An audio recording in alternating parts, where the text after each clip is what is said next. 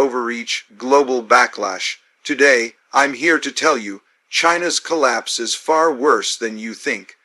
Throughout history, we've seen patterns, predictable arcs that major powers follow as they rise and fall. These patterns are not random. They're the result of deeply rooted forces, economic, political, social, that evolve over long periods. When we zoom out and study centuries rather than years, we begin to see that countries, like people, go through life cycles. They are born, they grow strong, they reach a peak, and eventually they decline. What's happening in China right now must be seen through this lens. At the heart of this is the relationship between productivity, debt, internal cohesion, and external competitiveness. In the early stages of a country's ascent, productivity is the primary driver of growth. Institutions are young but adaptive, and there's a strong collective sense of purpose. In this phase, the country typically has low levels of debt, and its people work hard, save aggressively, and invest in building infrastructure and industries. It's a phase of dynamism and optimism. Then comes the next phase, when success starts to build upon itself. The country becomes wealthier, more urbanized, and more globally integrated. As incomes rise, so does borrowing. The financial system expands, often faster than regulation can keep up. This is the phase where debt begins to replace productivity as the main engine of growth. Credit becomes abundant, and in the short term, this fuels asset booms, especially in housing and real estate. It feels good while it lasts, but it's not sustainable. Eventually, the debt burden reaches a point where it begins to weigh on the system. Productivity slows, but debt service remains high. That's when cracks begin to show.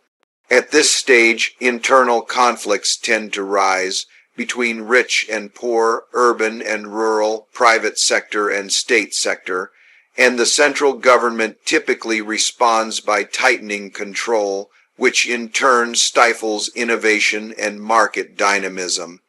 That's the transition from a free and competitive phase to a more rigid and fragile one.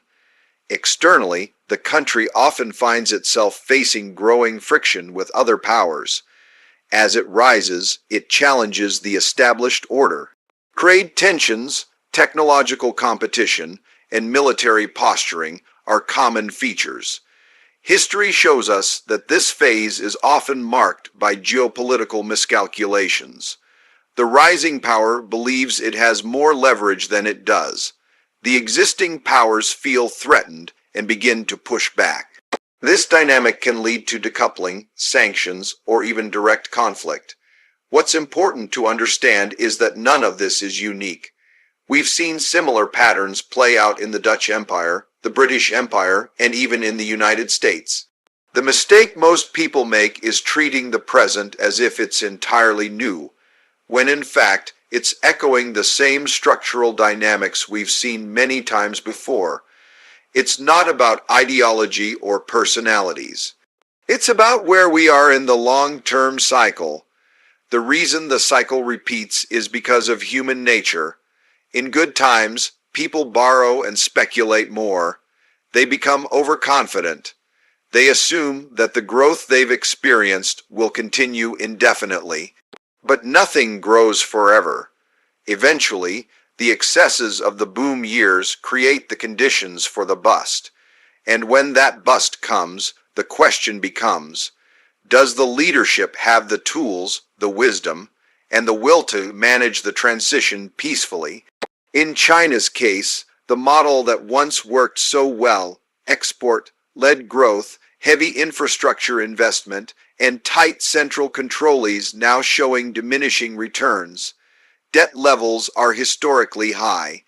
Demographics are turning from tailwind to headwind, and the global environment has become more hostile. The cycle has turned.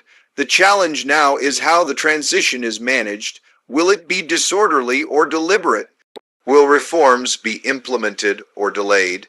These are the critical questions of our time, and they can't be answered by short-term data or political slogans. They require deep understanding, historical perspective, and a brutally honest assessment of reality. Because the laws of cycles don't bend to willpower, they can only be respected and prepared for. The most dangerous moment in any cycle is when people believe the old rules no longer apply, but they always do. And they are playing out now. The only variable is how we choose to respond. One of the most common mistakes people make is assuming that debt problems happen all at once. But that's rarely how it works. In reality, they build slowly, almost invisibly, until they reach a point where they can no longer be ignored. What begins as a tool for growth eventually becomes a constraint. That's what we're witnessing now. The system becomes so burdened with obligations that it can no longer function efficiently, and the debt itself turns into the risk. Debt in itself is not a bad thing. In fact, when used productively, where the returns exceed the cost of borrowing, it accelerates development. But when too much borrowing is used to finance consumption or unproductive investments, it creates a future drag.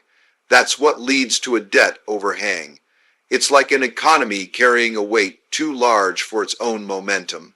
It slows down, confidence starts to erode, and slowly it becomes more fragile than it appears on the surface. What we're seeing is the classic symptom of this stage in the long-term debt cycle. For years, the expansion of credit drove growth. Governments encouraged it, banks facilitated it, and the public participated willingly. Real estate became the primary vessel. It was considered safe, predictable, but it was also mispriced. And the more capital that flowed into property and speculative assets, the more distorted the system became. Eventually, you reach a point where cash flows can no longer service the debt that was taken on under the assumption of perpetual growth. That's when defaults begin. At first, they're isolated, a property developer here, a shadow bank there, but they reveal a more systemic problem. The illusion of solvency. Many institutions appear stable only because they're being propped up by rolling over debt or receiving implicit guarantees. Once those guarantees are questioned, trust breaks down, and when trust disappears in a highly leveraged system, everything else unravels quickly. The big challenge now is managing this debt overhang without causing a full-blown financial crisis. There are only 4 ways to reduce debt relative to income. You can cut spending, which causes economic contraction. You can restructure or default on the debt, which transfers the losses to lenders and erodes confidence. You can print money, which risks inflation and currency devaluation. Or you can grow your way out of it, which is ideal but often unrealistic when productivity is already declining.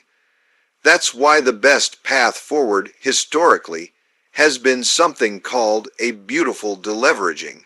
It's when all 4 methods are used in a balanced way. Spending is cut modestly, debts are restructured selectively, monetary stimulus is applied carefully, and reforms are implemented to boost productivity.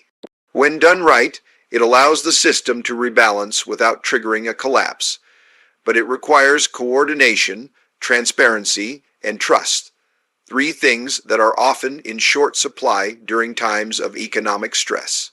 The difficulty is that political incentives don't always align with long-term solutions. Leaders want to avoid pain in the short term, so they postpone necessary adjustments. But delay doesn't eliminate the problem, it compounds it. That's the trap. Kicking the can down the road creates a false sense of security, while the structural imbalances grow larger and more dangerous. In the current environment, the situation is particularly delicate. There is too much debt relative to income, growth is slowing, demographics are deteriorating, and external pressures, from trade restrictions to capital flight, are reducing policy flexibility. That leaves little room for error. The wrong move could trigger a downward spiral, where falling asset prices and rising defaults reinforce each other. What's needed is a shift in mindset. Instead of pretending the problems are temporary or cosmetic, there has to be an honest recognition of the magnitude of the debt burden and a willingness to address it head on.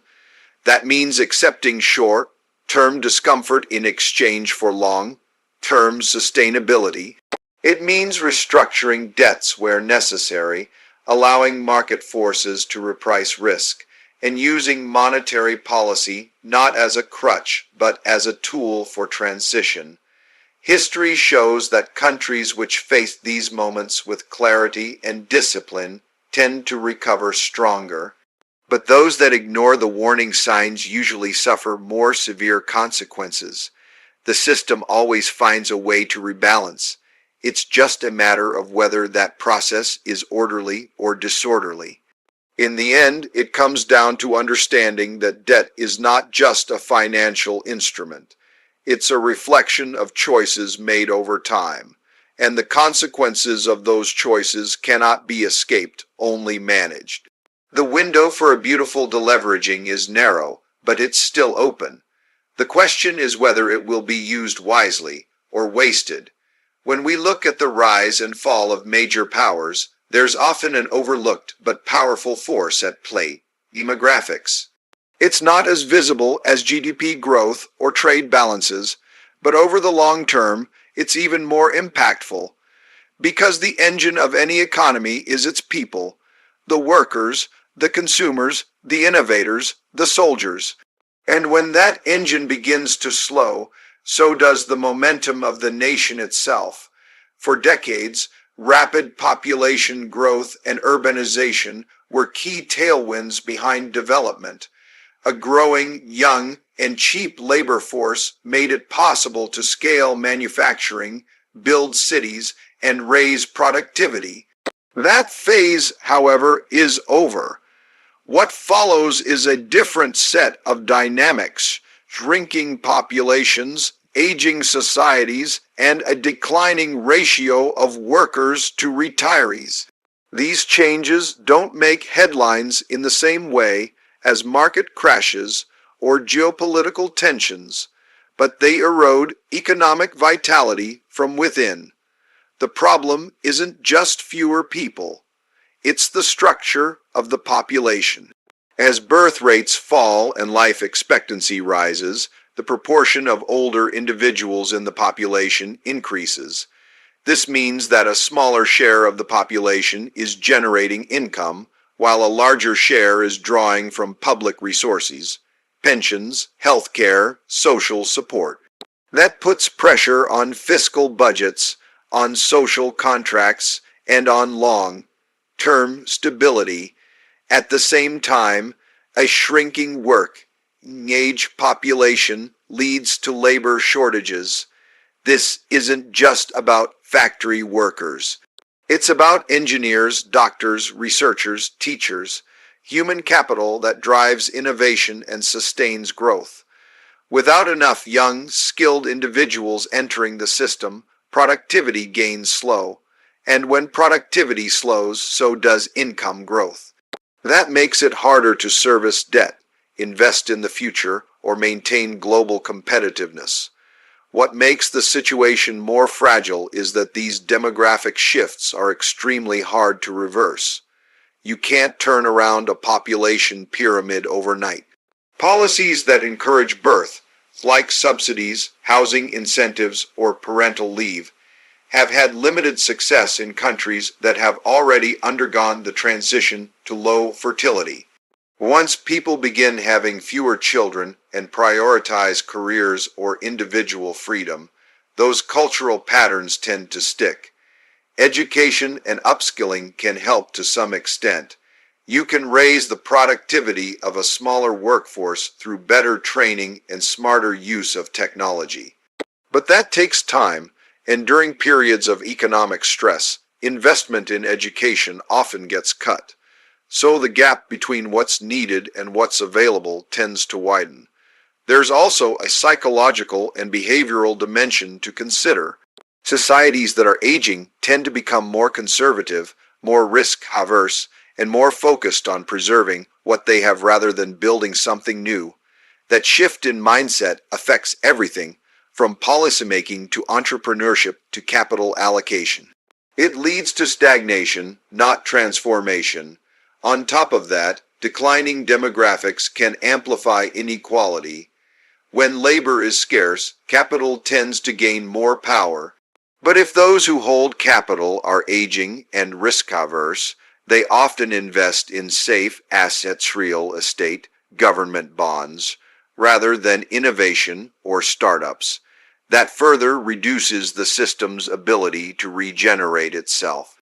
And when you combine demographic decline with other challenges, such as high debt, shrinking exports, or global decoupling, the result is a system that loses resilience. It becomes more vulnerable to shocks, both internal and external. The cushion that a young, growing population once provided is no longer there. What makes this even more concerning is the illusion of stability that often precedes demographic-driven stagnation. Economies may still look healthy on paper, asset prices may be high, consumption may appear steady, but the underlying momentum is fading. The long-term growth potential has already weakened, and by the time that becomes obvious, the policy options are more limited and more costly. In the grand cycles of history, demographic decline often marks the beginning of the plateau phase. It doesn't mean collapse is inevitable, but it does mean that the forces that once propelled growth can no longer be relied upon. If nothing changes, if productivity doesn't rise sharply, if institutions don't adapt, if innovation doesn't accelerate, then the decline becomes baked into the system. The challenge ahead is not just economic, it's strategic. Understanding the demographic headwinds is essential for making good decisions about education, immigration, healthcare, and retirement. It's also essential for investors, businesses, and policymakers who are trying to navigate an uncertain future. Because when momentum fades, what's left is discipline, foresight, and preparation. And those who recognize the shift early are the ones most likely to endure it. The strength of a country isn't just built on its resources, infrastructure, or even its population. Over the long term, it's shaped by the quality of its decision-making systems, how well a country governs itself, and how effectively it nurtures innovation. When a system becomes overly centralized, overly rigid, or disconnected from reality, it loses the adaptability required to deal with complex, changing conditions. That's when decline sets in, not all at once, but in subtle, compounding ways. Governance matters because it's the operating system of a nation. It determines how resources are allocated, how problems are solved, and how feedback loops function.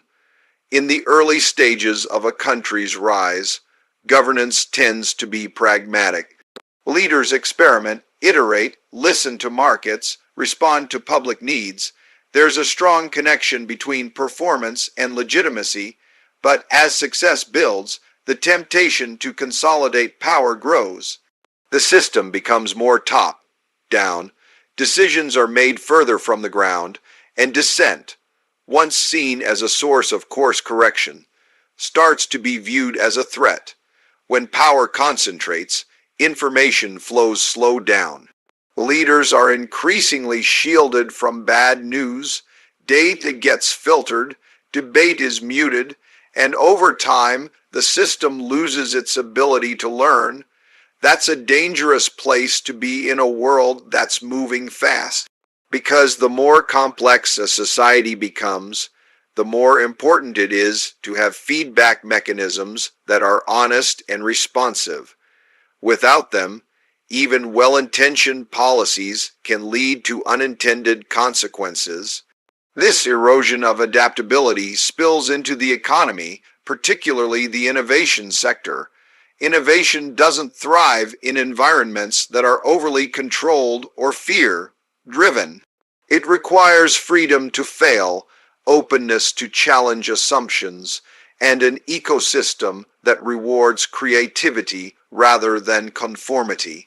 When people begin to self-censor, when businesses are afraid to take risks, and when capital flows only to politically safe projects, the creative engine of the economy begins to slow. In dynamic economies, entrepreneurs experiment and compete to solve problems. In less dynamic ones, state direction replaces competition. That may seem efficient in the short run, especially in times of crisis, but over time it leads to misallocation of capital. Projects are funded not because they're the best ideas, but because they're aligned with official preferences. The result is a buildup of inefficiencies that reduce returns and suppress productivity. Trust also plays a crucial role. For a society to innovate, there has to be trust between the government and the people, between institutions and markets, between innovators and regulators. When that trust erodes, people start protecting themselves rather than building for the future. Talent leaves, investment slows, collaboration weakens, and the system becomes more fragile, even if it appears stable on the surface. Furthermore, as internal confidence wanes, external perceptions shift too. Investors, trade partners, and allies start to reassess risk. When a country appears to be closing itself off, becoming more opaque, or less consistent in its policies, capital becomes more cautious. And that's not just financial capital. It includes intellectual and human capital as well. The best minds often seek out places where ideas are rewarded, not restricted. One of the most common illusions is that strong control equals long-term stability. But history shows that rigidity, especially in large and complex systems, tends to break under pressure. Resilient systems are those that allow dissent, welcome criticism, and adapt quickly when mistakes are made. That requires a kind of humility in governance, an understanding that no single person or institution can get it right all the time. When innovation is stifled and governance becomes overly centralized, it creates a feedback loop of underperformance.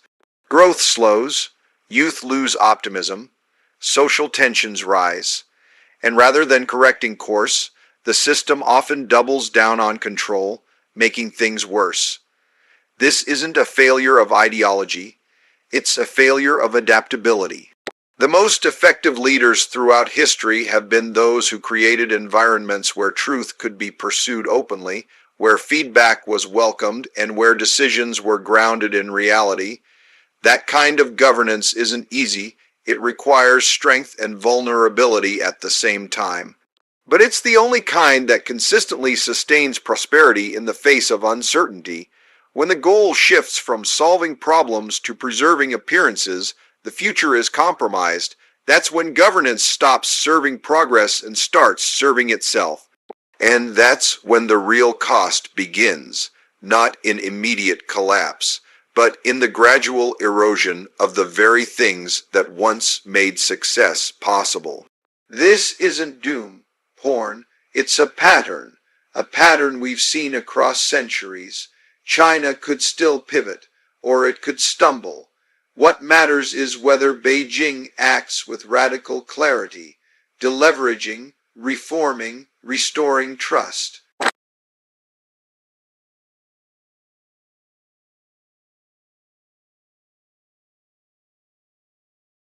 Thank you very much. We have some very exciting news today.